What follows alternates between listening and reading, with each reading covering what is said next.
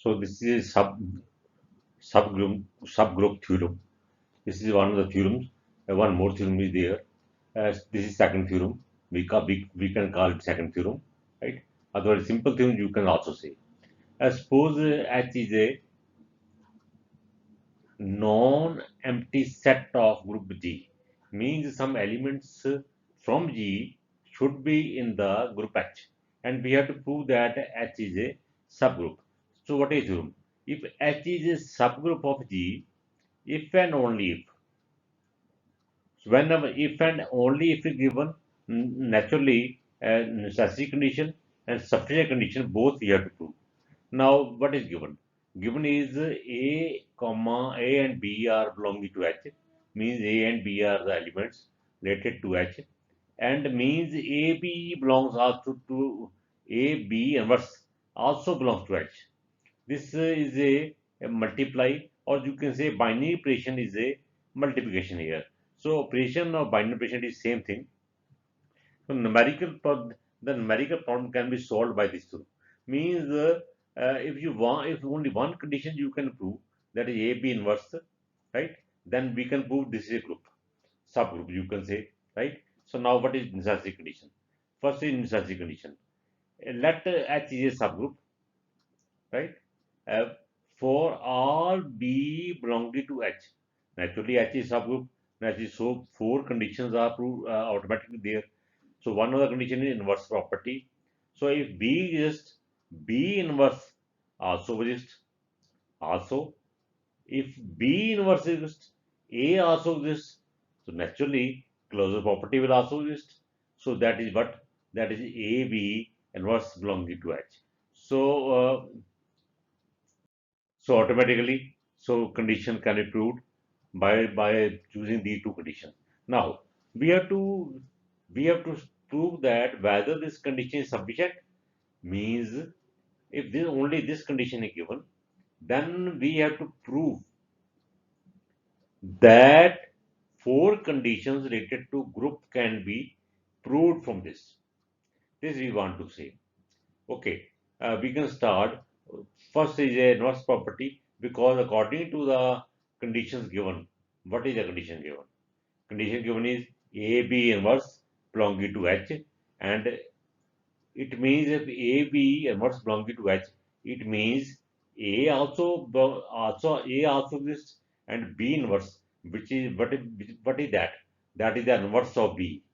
Means B inverse of B means inverse exists, right? So this first property proved, right? Then we have to check closure property. Okay. Now we have already proved closure inverse property. It means if B exists, B inverse will automatically exist because of inverse, right? Also, A is the element given. Element is given. A is the element in that, right? Also, what is the condition? Condition is A, B inverse exists. What is that? That is closure property. Because if element A exists, B inverse also exists, then the multiply is the operation, right? It means automatically AB inverse condition given means closure law property is proved. So two properties are proved automatically. Now third property, A comma B belonging to H. Also we already proved B inverse exists. Also property is given is that A B inverse belonging to H. Now you see, because A comma B inverse me B belonging to H, and B inverse exists.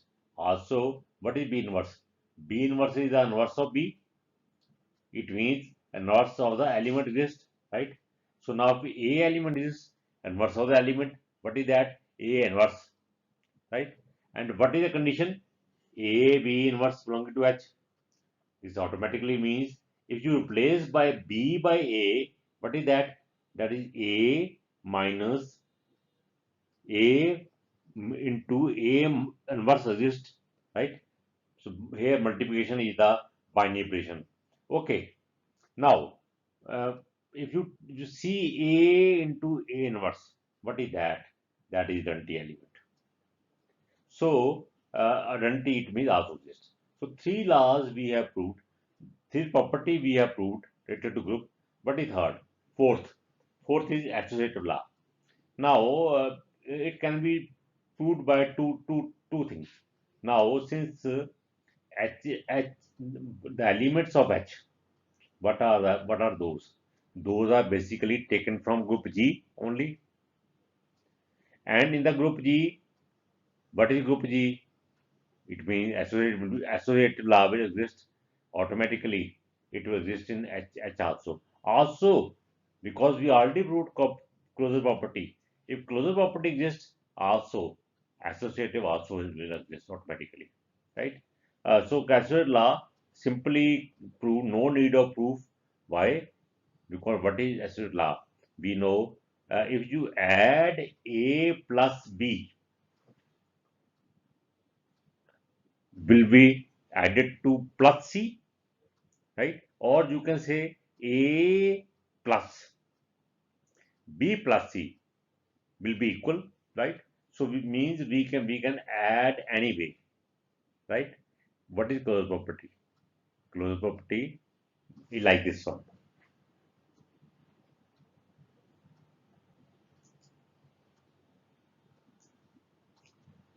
This one, A suppose, very difficult to write with this. A suppose C.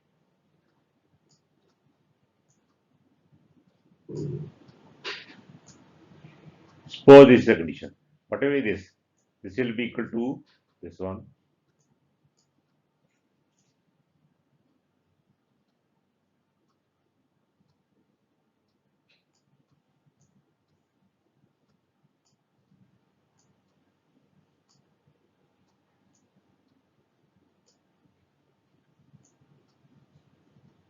This is associative law related to multiplication, right? Okay, you see B into C. What is that? That is a closure law related to multiplication, right? If this is true, it means suppose B into C D. Suppose,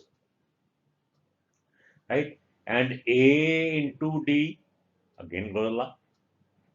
Similarly here, A into B, closure law. So A B into B is for D, D into C, that again closure law. It will closure law because we have already proved closure law exists. So here also this means absolute law will be automatically proved, can be proved. So in this way, what is the meaning of this theorem? The meaning of theorem is that if A comma B elements are given, right, and A B inverse exists, then from this single condition we can prove that group exists. This at the start at the start we have discussed that this theorem can be used for numericals also. How? That is, you want to prove anything related to group, that whether the group exists or not. Simply only proving one condition, we can prove that group exists. In this way, this theorem is helpful. Thank you.